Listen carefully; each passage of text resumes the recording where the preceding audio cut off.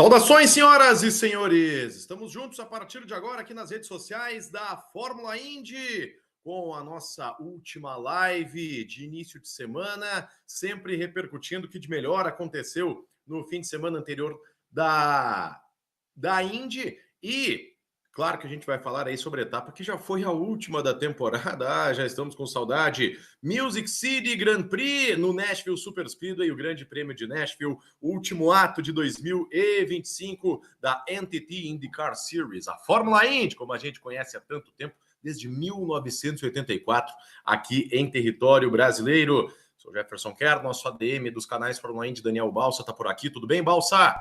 Tudo beleza, Jefferson? Boa noite a Bia, boa noite a todos que nos acompanham aqui nessa live. Uma terça-feira de saudades já, né? Poxa, tanto vamos ficar aí um período considerável sem corridas da Fórmula Indy e eu acho que assim, a temporada ela do meio pro final ela foi ainda melhor que o início. Então deixa aquele sentimento, um espaço vazio no nosso coração que começa agora, infelizmente, né? Mais uma vez a nossa convidada especialíssima, Bia Figueiredo. E aí, dona Bia, tudo bem? Tudo bem, Jefferson Balsa? Ainda me acostumando aí com o fuso horário europeu. Já estava na hora de eu dormir lá, então um pouquinho sonolenta, mas aí feliz de estar com vocês. Triste que acabou o campeonato, né? Índia é sempre um problema com esses campeonatos acabam cedo para evitar aí o início, a concorrência com o futebol americano. Então a gente fica aí com 6 meses de saudade aí de Fórmula Indy. Exatamente, essa que é uma coisa que é sempre muito questionada, mas a Fórmula Indy há alguns anos tem evitado por razões de, especialmente conflito de audiência televisiva, sempre tem encerrado sua temporada no fim de semana anterior ao início da temporada do futebol americano, da NFL, que tem jogo no Brasil, inclusive, essa semana, né? A temporada começa a quinta com jogo nos Estados Unidos, sexta tem jogo no Brasil, no estádio do Corinthians, em São Paulo. Então a Indy sempre termina no domingo anterior, que foi bem cedo esse ano, né? Foi ainda dentro do mês de agosto, dia 31 de agosto, e a expectativa é que o próximo campeonato comece no dia 1º de março, então são 180 longos dias de espera. Não temos ainda um calendário oficial, mas deve mesmo começar no dia 1º de março em St. Pete. Bom, vamos falar do que aconteceu, porque a temporada terminou com tudo. Bia, você estava ainda há pouco aí falando conosco aqui, vendo alguns destaques da corrida de Nashville, uma super corrida para terminar a temporada e que teve a vitória aí, uma vitória em tom de desforra do Joseph Newgarden. O que você acompanhou, o que você achou de mais legal aí na prova que marcou o encerramento do ano, Bia? Então, eu tava acompanhando a Fórmula 1 esse final de semana, então eu acabei vendo aí os melhores momentos, né? Me pareceu uma prova bem ativa, né? Com muitas lideranças. Basicamente, finalmente a Penske andando bem, né? Com seus 3 pilotos na prova.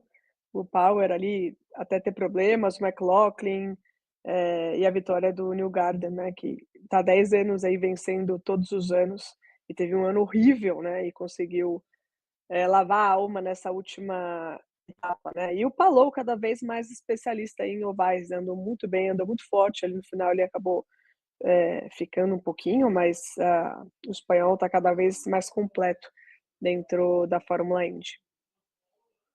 Prova que teve muitas alternâncias, né? Porque a gente teve o Pato parecia o piloto dominante até abandonar a corrida. O Palou parecia carta fora do baralho, mas até quando tem azar tem sorte, que rapidamente retardatário ele virou de novo candidato à vitória. É Alguns verdade. pilotos tiveram. Como é que é? É verdade, eu vi o Palou também perdendo uma volta ali com problema e de repente ele dá um jeito de ficar ali na ponta de novo. Impressionante. Exatamente, né? O Palou ele teve um problema aí, só que estava na entrada do box e foi mais ou menos umas 10 voltas antes do início do que já seria a janela habitual. Então ele já estava na liderança e depois veio uma bandeira amarela que colocou ele na mesma estratégia de todo mundo. O Palou, inclusive, pela primeira vez terminou o campeonato como piloto com maior pontuação, considerando só os circuitos ovais. Então o Palou agora dominou a arte do oval, quero ver segurar. Mas, Balsa, a gente estava falando aqui, né? Vários pilotos tiveram seus momentos na prova, né? Pato, Palou, os 3 da Penske, o Colton Herta uma hora apareceu muito bem e no fim, quem deu o bote, quem cresceu na hora certa foi o Joseph Newgarden, depois de sei lá, eu até teria que fazer essa contabilidade aí, mas de 5 a 10 provas aconteceram desgraças quase inacreditáveis no âmbito esportivo do Newgarden, mas pelo jeito tirou a nhaca, né?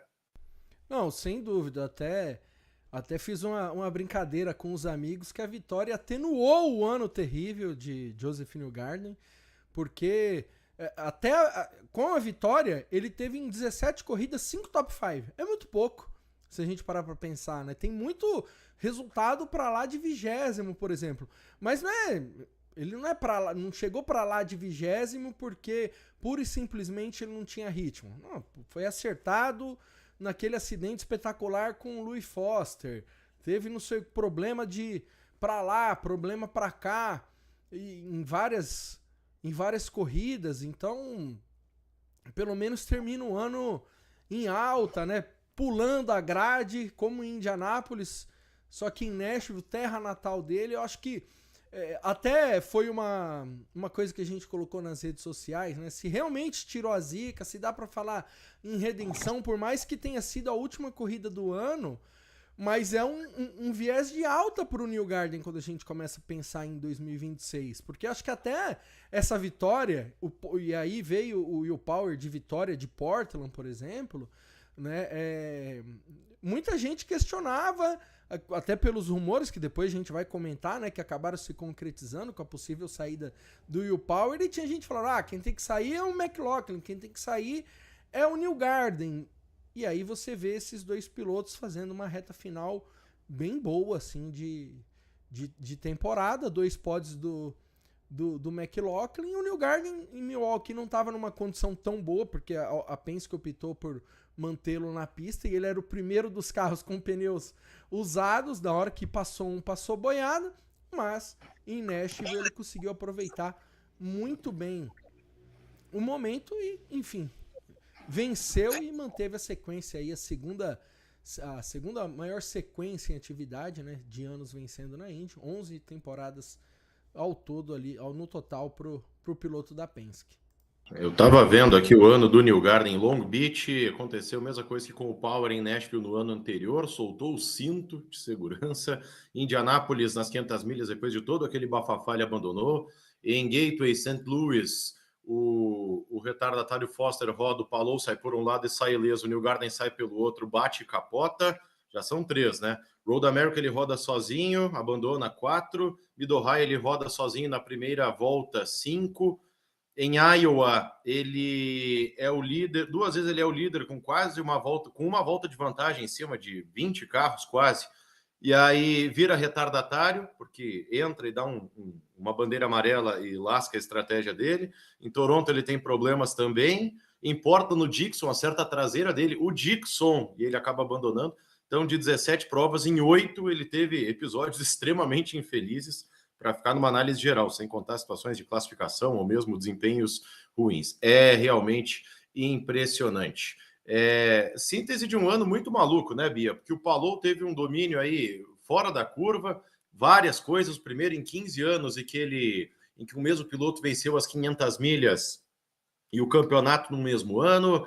Primeira vez desde 2007 que alguém vence 8 corridas no mesmo ano. Primeira vez com esse sistema de pontuação que tem quase 3 décadas que alguém é campeão com 2 provas de antecedência. Primeiro tricampeão consecutivo desde 2011. Então empilhou recordes, né? E se o Palou se destacou, destoou por um lado, a Penske destoou por outro. Teve quem mais você citaria aí como nomes positivos, nomes negativos, que foi a Indy nesse ano? Não, legal. O Palou, a gente comentou aí durante o ano que ele começou diferente, né.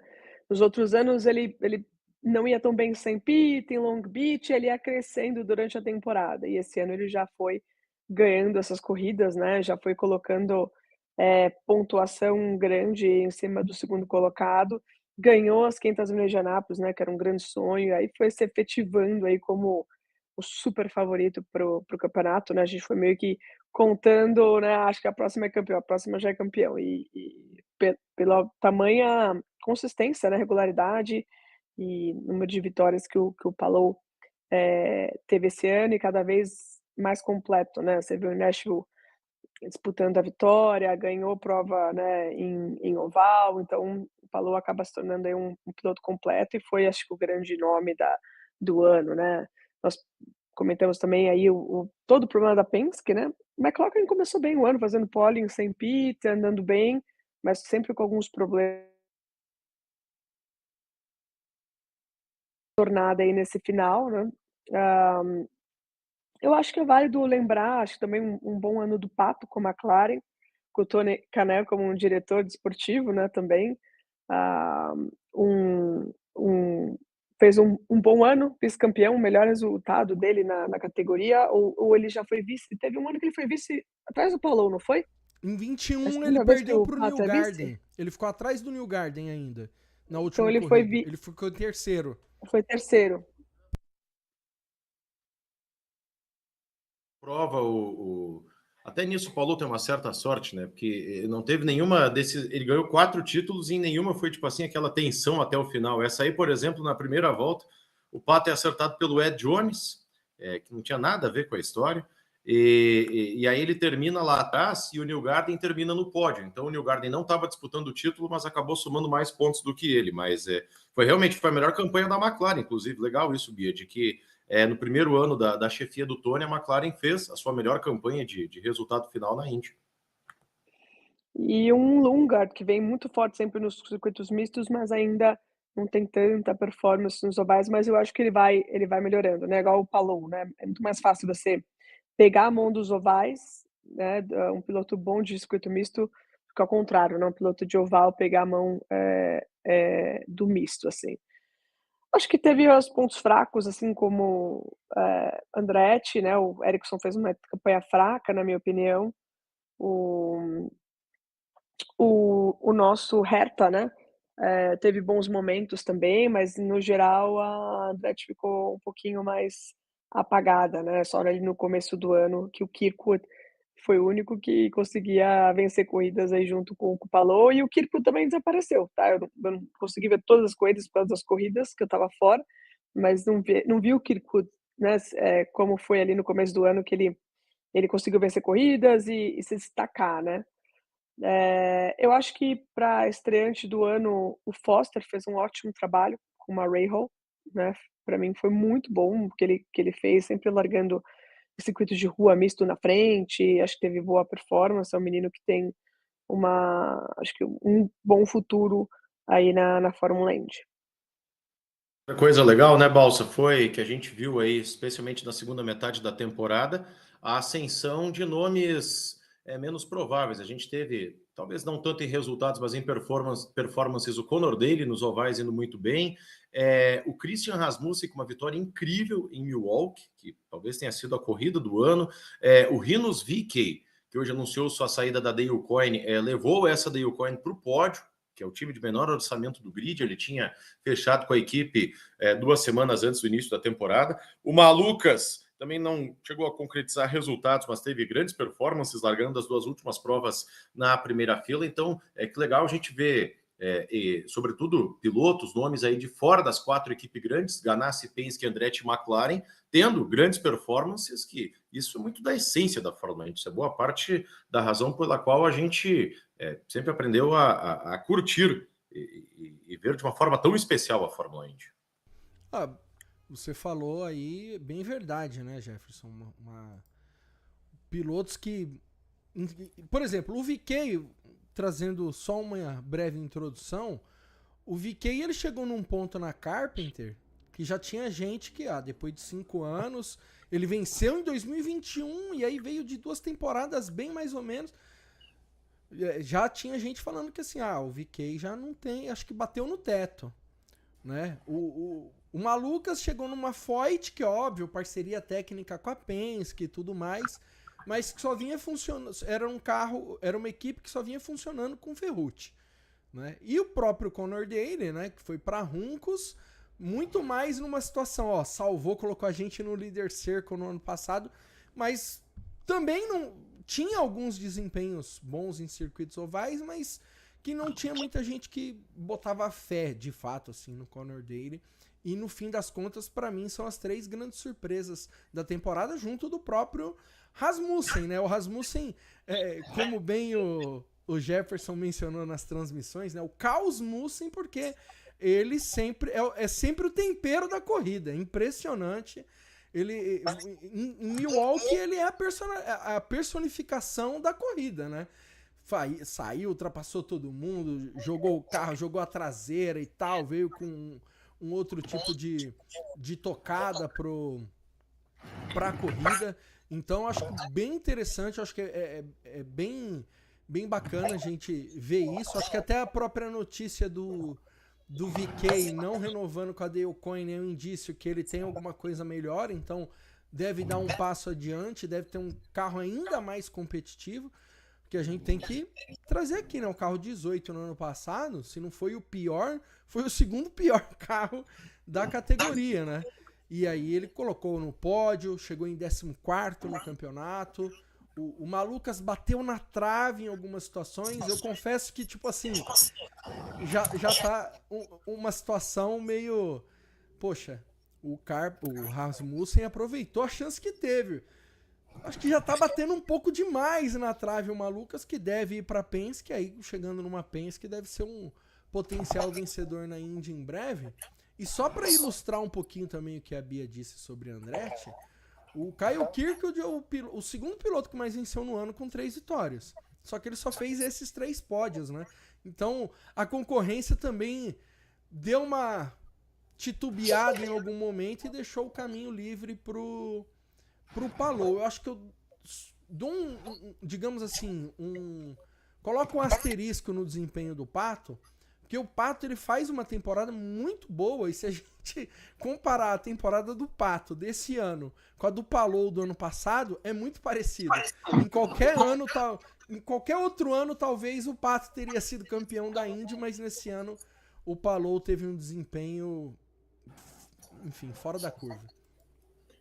Muito bem, passando um pouco a limpo 2025, vamos falar de 2026. Tivemos hoje a confirmação de que o Will Power não permanece na equipe Penske, ele que chegou na Penske há 16 anos, foram 17 temporadas, de 2009 até este ano, 2 títulos 2014 e 22, vitória nas 500 milhas de Indianápolis de 2018, 45 vitórias na carreira, 42 pela Penske, ninguém ganhou mais corrida na Fórmula Indy pela Penske do que Will Power. O que se fala é que o David Malucas vai para o lugar dele na Penske, seria uma questão de tempo para anunciar, e parece que seria anunciado hoje, foi para amanhã, o fato de que o Power vai assumir o carro número 26 da Andretti, pois Colton Herta estaria a caminho da Fórmula 2 para se preparar para ser promovido para a Cadillac da Fórmula 1 em 2027. Ô, Bia Figueiredo, o que dizer disso tudo? Tô aqui espectadora, que você tá me contando uma novidade aí do Herta. Não sabia dessa novidade, ou rumor, né, a gente nunca sabe, mas para mim soa um pouco como uma loucura o Herta sair da Indy para ir para a Fórmula 2 para tentar a Fórmula 1, mas enfim, né, são sonhos e estratégias. Mas eu acho que o Will Power mostrou ainda que ele tem mais um gás ainda, mesmo aos 44 anos, para continuar aí na Fórmula Indy, tem um histórico realmente incrível na categoria. E então, enfim, impressionante, né? Também estava curiosa para saber onde o VK poderia se encaixar, já que ele já anunciou, né, que está saindo da Dale Coyne. E só para contextualizar, então, essa história do Herta na Fórmula 2 seria para ele obter pontos da superlicença e para se preparar também, conhecer as pistas, tendo em vista uma promoção depois da Fórmula 2 para a Fórmula 1 na equipe Cadillac, poder estar com a equipe em todas as provas da Fórmula 1 no próximo ano, que vai ser a estreia da Cadillac. O CEO da Cadillac, o dono da Andretti, o dono dessa patrocinadora Gainbridge, que está com as cores estampadas no carro, que pelo menos até domingo foi do Herta, é o mesmo, Dan Torres. Então, e o projeto Cadillac foi todo concebido aí, tendo em vista ter um piloto americano, e o cara que eles querem colocar é justamente o Herta, né? Então, independente, mas é uma má ideia, acho que não devia. É o que eles meio que deliberaram que é para acontecer.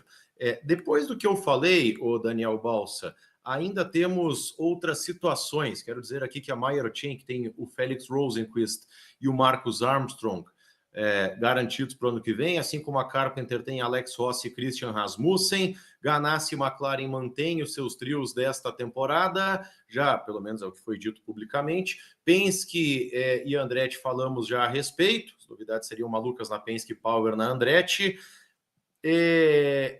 A Rahal vai ter aí o Grant Rahal e o Lewis Foster, vamos ver, o Devlin de Francesco, como traz muito dinheiro, teoricamente ficaria, mas a conferir. Eu quero destacar também a Foyt. Hoje nós tivemos um anúncio aí, além da saída do Power da Penske, da saída do Rinus VeeKay da Dale Coyne. O que se fala é que ele vai para a equipe Foyt, que fez uma postagem também já praticamente assegurando a permanência do Ferrucci. E só que agora há pouco, eu acho que eu tinha visto isso e não tinha dado devida atenção, viu? Will Buxton, famoso jornalista que se tornou narrador da Indy nos Estados Unidos nessa temporada, falou o seguinte sobre o VeeKay. Se ele for substituir no carro que tem o apoio da Penske e da Foyt, se o VeeKay substituir o Malucas, seria um movimento inteligente. Tem a parceria da Foyt com a Penske e o grande entendimento no paddock da Indy que o carro número 2 pode potencialmente estar livre em 2027, que deixaria o VeeKay numa boa posição para, quem sabe, assumir este assento. Olha isso aí, imagina se depois do Power ainda tenhamos o Newgarden prestes a sair da Penske. Essa aqui me caiu os butiás do bolso, como diriam na minha terra, viu? Então, Jefferson, eu confesso assim, até antes de entrar no assunto, deixar um abraço para a galera do chat, que já a gente vai falar com o pessoal aqui, o Henrique Cavalcante, o Paulo Natanael, o Mundo Indy, Luiz Henrique. Tem um aqui que deve ser fã do Jefferson, o Memórias de um Pseudo Rockstar frustrado, hein? Então, tá aí, o Thales Turbo F1, o Túlio Ferreira. Aí! A galera... Você falou o nome do Thales aqui, eu pensei que era, mas tudo bem. Abraço, Thales. Não, mas é uma coisa meio maluca, né? Sem referência ao Malucas, no caso, né? Que deve ir para Penske. Pensar num cenário da Indy, porque assim, a gente, óbvio, vai ouvindo, vai apurando, mas a gente também vai entrando numas loucuras aqui, que no final de 2026, né? Tem muita gente falando, tem muita gente que vai ficar sem contrato. Né, a Meyer Shank, enfim, vai acabar o contrato do Felix Rosenqvist, que parece que tem uns 10 anos que ele tá na Meyer Shank já, né? Mas ele entrou no ano passado, enfim. Tem um fim de contrato de Scott Dixon. E tem o fim de contrato de Alex Palou também. Eu acho que mais do que o Red Bull, mas se eu fosse um dono de equipe na Indy, eu ia brigar a tapa pelo Alex Palou. Porque o cara tá num nível muito absurdo. Eu entendo que há uma magia, há um alinhamento de estrelas dele dentro da Ganassi, é um casamento muito perfeito, né? Eu acho que eu nunca vi um conto de fadas ser tão perfeito quanto a história do Palou com a Ganassi. Porque é muita competência junto. Mas eu fico pensando nessas coisas. Eu acho que o VeeKay indo pra Foyt... Óbvio que ele tá olhando, ele falou, não, peraí, o Malucas veio pra cá e as coisas parecem que estão dando certo pra ele. Eu vou nessa. Porque se eu mostro o meu valor dentro da Foyt, quem tá vendo diretamente é a própria Penske. Né? Que não só o carro número 2, num futuro breve, pode mudar de mãos, como o 3 também. Né? Que o contrato, se eu não, foi renovado recente do número 3, do Scott McLaughlin, mas nada é eterno. Né? Se o Will Power não é eterno na Penske, deve parar em outro lugar.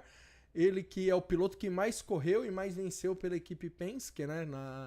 na Indy, o que dirá de outros pilotos. Então, eu acho que o mercado da Indy, que estava tão estagnado, ele começa a entrar numa situação que a gente tá vendo alguns movimentos até inesperados, né? Tava todo mundo esperando o Will Power e Penske e de repente um Colton Herta aparece numa Fórmula 2, aí o VeeKay, que já tava meio certo para ficar na Dale Coyne, já conseguiu um negocinho melhor, aí já estão falando do Roger que ia para Juncos, de repente numa parceria com a Andretti aparece numa Dale Coyne e tudo mais. Então tem muita coisa acontecendo e que tem desdobramentos não só para 2026, mas para um futuro um pouco mais distante como 2027 e 2028.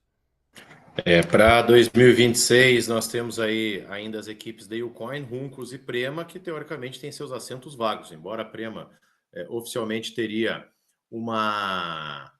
contratos aí com Robert Schwartzman e o Callum Aylott. Está se falando aí que a Prema está apertada de dinheiro e poderia leiloar suas vagas. Falaram até talvez uma fusão aí com a equipe Runcos. Então, que coisa. O Bia Figueiredo, onde é que brasileiros podem se encaixar nisso aí? A gente tem falado muito do Caio Collet, que confirmou o vice-campeonato na Indy Next. Como é que você vê aí que os brasileiros, o Caio e outros homens, possam se inserir aí nesse mercado já pensando em 2026?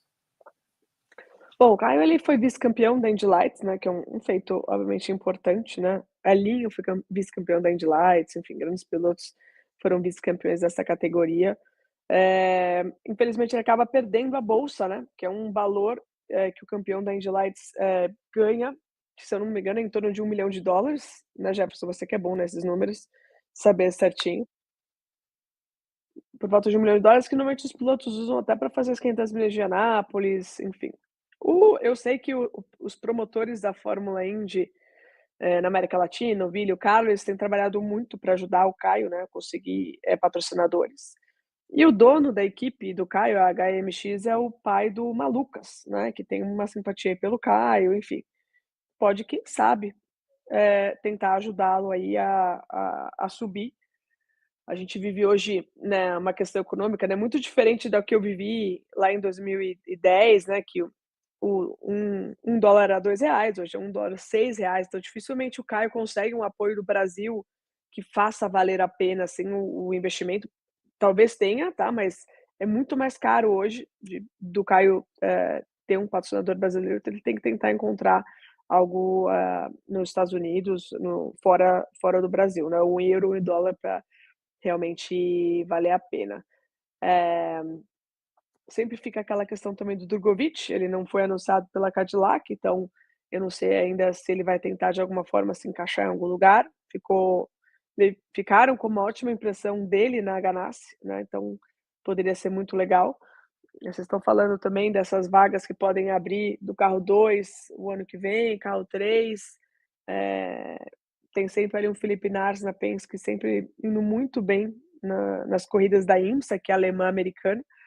E então, quem sabe, né? O Felipe acho que cairia muito bem na Fórmula Indy. Eu não sei se é um grande sonho para ele. Ele adora correr nas provas de endurance, mas seria muito legal para ter um brasileiro com muita experiência, muita força, né? Para ir numa equipe muito grande também, para realmente tentar lutar por vitórias e títulos. Paulo, antes da gente passar em calendário aí, até algumas expectativas para o ano que vem, você quer dar um repasse no chat aí? Tem mensagens? Não, vamos lá. O Henrique Cavalcante acha que o Roger pode parar numa Foyt ou Dale Coyne da vida. O Paulo Natanael perguntando qual o melhor destino para o New Garden. Eu acho que ficar na Penske tá de bom tamanho, numa baita equipe, onde ele conquistou tudo, né, na categoria. O Henrique Cavalcante perguntando do destino do VK. A gente mencionou aqui que ele parece que deve ir para Foyt. Vamos ver, tem... o Henrique Cavalcante falou uma coisa que é verdade, hein? Teve prova que a gente só viu o Ericsson quando ele batia ou rodava. Uma temporada bem abaixo do Ericsson, que ele até fez uma postagem que logo na sequência a Andretti confirmou ali, que ele falou, não, 2026 já começa agora, eu vou vir mais forte, vou aprender com os erros para fazer 2026 melhor. E aí a McLaren não. A Andretti foi lá, deixou palminho e tudo mais. Vamos lá, tamo junto. E por aí vai, né? O Túlio Ferreira falou ruim da Indy, que a Indy acaba muito cedo. E o Memórias de um pseudo Rockstar e frustrado deixou a gente numa fogueira aqui, hein? Diz que a pergunta não é tão difícil, mas quais os 5 pilotos tecnicamente mais fracos do grid da Indy, hein? Só alguém que pilota para responder. Jogando a bomba para mim, né? Agora tem esses podcasts que ficam perguntando, né? Quem você acha que está ultrapassado? Aí dá uma briga no automobilismo nacional, né? Pessoal, acho que assim, ainda na Fórmula Indy a gente tem essa interferência financeira. Não sei se ele está 5, mas falam muito do Devlin, né, por fazer umas questões umas atrapalhadas, ter muito dinheiro, que eu saiba o pai dele, ele que entrou forte com o negócio de, eu não posso falar o nome errado, vocês vão me ajudar. Cannabis, canabidiol, canabidiol. Produtos legais, exatamente, mas ele foi o precursor no na América do Norte, então uma família muito, muito rica, né. Hã, e assim, só assim, tecnicamente, eu acho que O até o Stingray e o Nolan Abel são Siegel, os outros meninos com muita o grana, né? Stingray e o Abel também, acho que poderia ser, né. O Nolan Siegel ganhou nas categorias de base, eu acho que ele só queimou etapas, mas é um menino que tem um baita potencial. Mas não acho, assim, que tenha, um top 5 assim, fracos, talvez fossem esses ali que e eu sempre acredito no potencial dos pilotos, né, de melhorar, enfim, você vê o próprio Conor Daly, quando começou na Fórmula Indy, lutou muito, né, foi mal em várias corridas, ficou de fora da categoria, lutou, lutou, voltou e hoje mostra aí uma boa experiência, uma boa velocidade.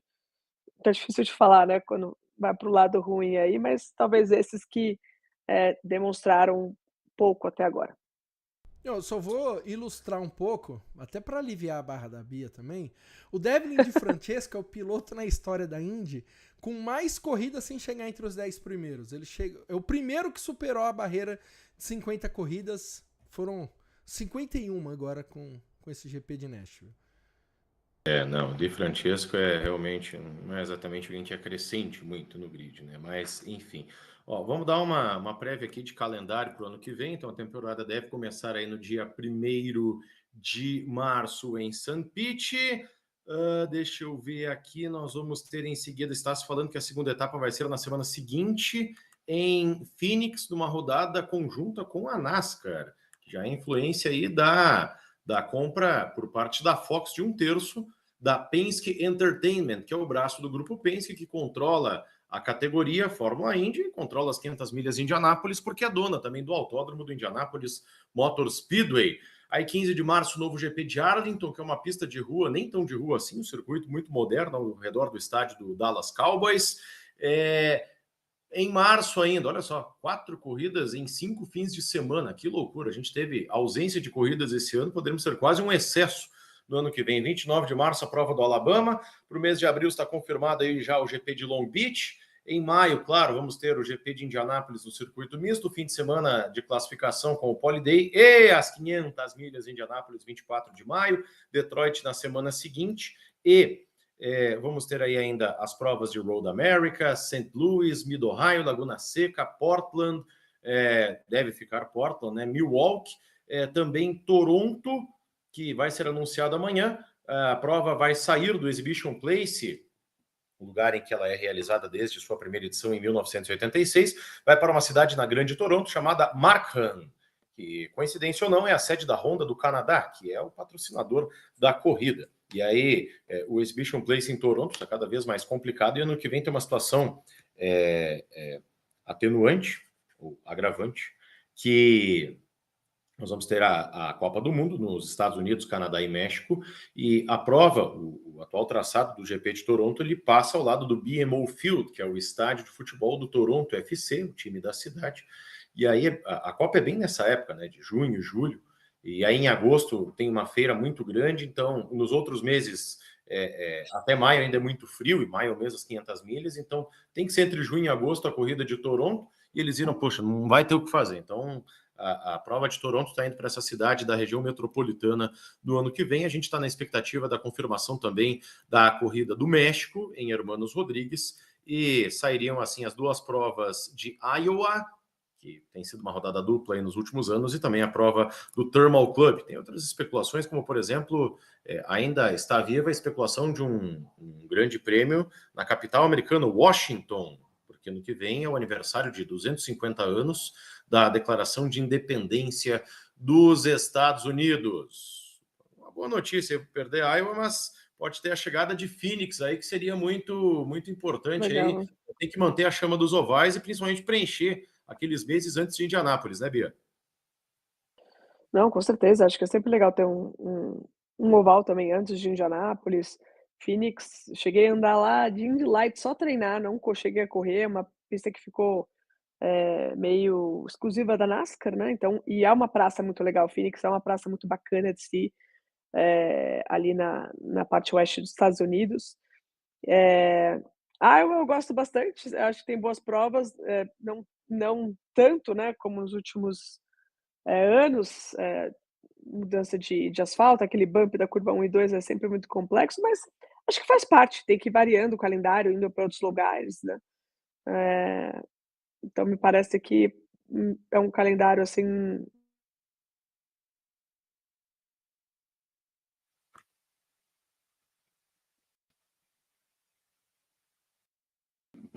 Teve uma queda da Bia aqui ou eu que caí? Não, tá tudo Eu tô certo. aqui, eu acho que Ué, eu tô aqui. coisa, sumiu o áudio da Bia aqui. Um Desculpa, Bia, raio. acho que eu interrompi então. Imagina, imagina. Mas Estamos aqui. muito bem, mas eu acho que por enquanto é mais ou menos isso aí. Tem outros rumores aí, Denver em 2027, tem gente especulando até Watkins Glen. Vamos ver aí, né, Balsa, se nas próximas semanas, certamente, acho que pelo menos até outubro, vamos ter o calendário aí para a próxima temporada. Acho que temos avanços aí se for confirmado esse cenário que está pintando. Ah, sem dúvida. Acho que, como até disse o pessoal do Mundo Indie aqui no chat, acho que o fato de não ter um intervalo muito grande, né, no começo da temporada, que basicamente a gente tem. Começa St. Pete, vem uma corrida na sequência, que nos últimos anos foi Thermal, depois um mês para Long Beach, que eu acho que é um pouco demais, ainda mais depois que a Indy entra num modo frenético, né? O mês de maio repleto de atividades e julho a mesma coisa. Eu acho que são avanços interessantes. Eu confesso que desde o primeiro momento que falaram do GP de Arlington, é uma coisa que me pegou. Eu acho que a gente vai ter um grande evento, né? São, enfim, parceria com o Texas Rangers e o Dallas Cowboys, que são duas das maiores franquias esportivas do mundo, né? Não tô falando nem só, é um dos maiores clubes da NFL, um dos maiores clubes da Major League Baseball. Não, a gente tá falando de dois players do ramo esportivo que são gigantes. Então me pega bem, e acho que em questão de estrutura, o que estão montando, tomara que não seja na questão pista, e me parece que não, mas a estrutura é meio que como foi a vibe do GP de Miami, que por mais que a corrida, as primeiras edições, a corrida foi bem fraquinha, por conta da pista e tudo mais, e aí foram fazendo mudanças, e acho que pegaram um pouquinho o jeito de ter corrida boa por lá, mas uma vibe mais entretenimento, um grande evento que atrai atenção de público, que eu acho que é uma coisa que a Indy também tem que prestar atenção, tem que falar mais com os jovens. Eu acho que é um tipo de evento que vai trazer alguma coisa positiva, e aí a gente fica na expectativa de confirmar o México, que seria a primeira corrida no México em 20 anos, praticamente, uma nova praça esportiva, né, uma novidade ao calendário, essa parceria, né, com a NASCAR em Phoenix, é muito mais uma questão da Fox do que parceria Indy NASCAR, do que o Roger Penske abraçando o Jim France, não, isso aí não, mas a Fox fazendo uma boa, tanto que a Truck deve correr como preliminar da Indy em St. Pete, então tem umas coisas interessantes que vão acontecendo e que certamente vai ser um chamariz bacana para Indy, e eu acho que são notícias muito mais promissoras do que notícias de novidades no calendário do ano passado, e enfim, mais do que somente a gente falar de 500 milhas de Indianápolis. Eu acho que a Indy vem com um calendário aí, se tudo se confirmar, bem promissor para ter muito barulho em 2026. Muito bem, gente. Muito obrigado a todos que nos acompanharam nas lives, em todos os conteúdos de redes sociais, nas transmissões da TV Cultura ao longo desse 2025. Um agradecimento especial para a Firestone, que foi uma super apoiadora, esteve conosco aí na cobertura em loco das 500 milhas de Indianápolis, proporcionando vários conteúdos, proporcionando brindes muito especiais também. Estou aqui com uma bebida geladinha e não alcoólica, é importante que se diga. Agora, para falar aqui com todos... Terça-feira, hein, Jeff? Pelo amor de Deus. Terçou, né? Pô, que isso, eu trabalho em domingo, então as minhas oportunidades são essas aí, né? Terça, quarta, que situação. Então, obrigado demais a você, obrigado demais, Firestone. Obrigado demais a você, nossa convidada Bia Figueiredo, que a gente se encontre logo, logo. Na pior das hipóteses, no começo de 2026. É isso aí, vocês, por favor, vão me visitar na Copa Truck, né, Rancho Interlagos, que é a casa de vocês. A todo mundo que acompanha a Indy, né, obrigada pelo carinho sempre nas transmissões, para mim e para o Jefferson, Daniel junto aí, e que seja uma temporada 2026 incrível também, de muita velocidade e de emoções que a gente sempre espera, né, dessa grande categoria que é a Fórmula Indy. Balsa, nosso cardeal das redes sociais, come Fórmula Indy, dorme Fórmula Indy, respira esse negócio aí, muito obrigado pela parceria, mais um ano. Vamos lá, né? Vamos lá. Nem vou mencionar que rolou uma piada interna pública, mas vamos lá para 2026. Expectativa. Que piada, eu quero saber depois. Não, depois. Só isso aí, só Depois. É uma piada interna, mas enfim.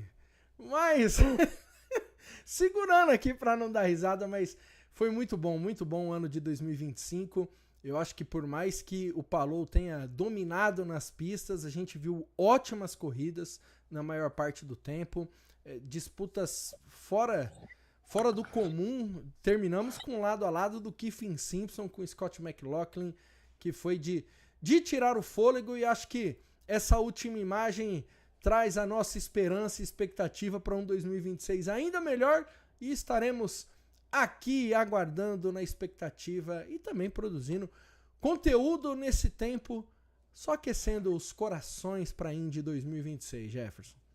Maravilha. Balsa, Bia, você, Firestone, muito obrigado. Eu, Jefferson Kern, fico por aqui, acompanha nossas redes sociais. A Bia está lá com Bia Figueiredo ou Bia Racing, se encontra. Daniel Balsa, Jefferson Kern e, claro, Fórmula Indy. Fique ligado, um longo inverno de 180 dias começa, mas estaremos sempre juntos para aquecermos os corações uns dos outros. Que bonito, hein? Com isso, encerramos por aqui. Fique sempre são, salvo, seguro, junto dos seus, e até a próxima. Valeu!